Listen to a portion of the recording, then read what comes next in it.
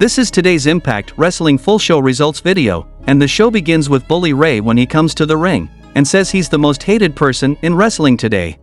He calls Under Siege one of the greatest nights of his career in life, and it brought him great pleasure to put Scott through a table. Ray declares that he will win the 8-4-1 match at Against All Odds to get the world title match at Slammiversary. Maclin comes out with a bandage on his head and says that Bully acknowledged him at Under Siege, and now people are asking what if they continue to be a team, and he says he loves that question, but there is a but, and if Bully wins, Maclin will have to beat him. Motor City Machine Guns enter next, and Shelley reminds them that he's the #1 contender. Maclin says it's great to go down memory lane, but there's a lot of truth here, and Maclin says Shelley will drop the ball again at AAO, to which Shelley says that Maclin is no Josh Alexander. Shelley says Maclin would have never touched gold if Josh hadn't gotten hurt, and Motor City Machine Guns suggest a tag match tonight, and Bully says let's do it, but not tonight. Subculture comes out next, and Andrews says they'll answer the open challenge in Maclin, and Ray doesn't want to compete. Motor City Machine Guns vs Subculture is a dream match for them, and Shelley says they'll accept and then puts Maclin on warning. Then backstage, Jimmy Jacobs interviews Nick Aldis, and he calls Kenny King a fine athlete and looks forward to their next match. Aldis touches on the uniqueness of the 8-4-1 match, and Aldis promises to win and become the next world champion. Then we saw a match between Eddie Edwards vs Yuya Uemura, and the result of this match was Eddie Edwards defeated Yuya Uemura by pinfall with the Boston Knee Party finishing move.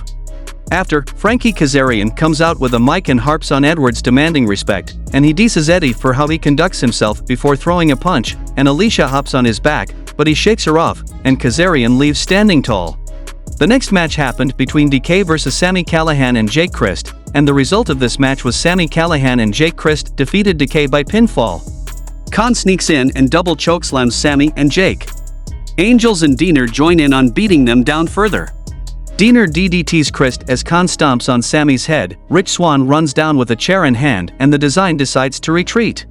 Backstage, Sami yells at Swann.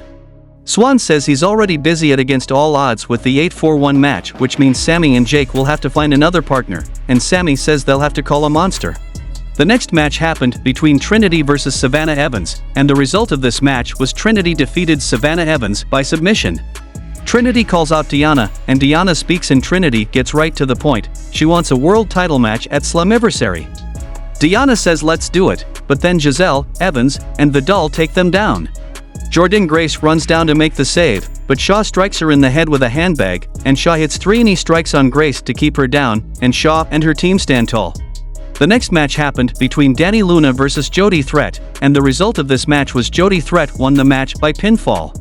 In the main event of the show, we saw a match between Motor City Machine Guns vs Subculture, and the result of this match was Motor City Machine Guns defeated Subculture by pinfall, and the show goes off the air.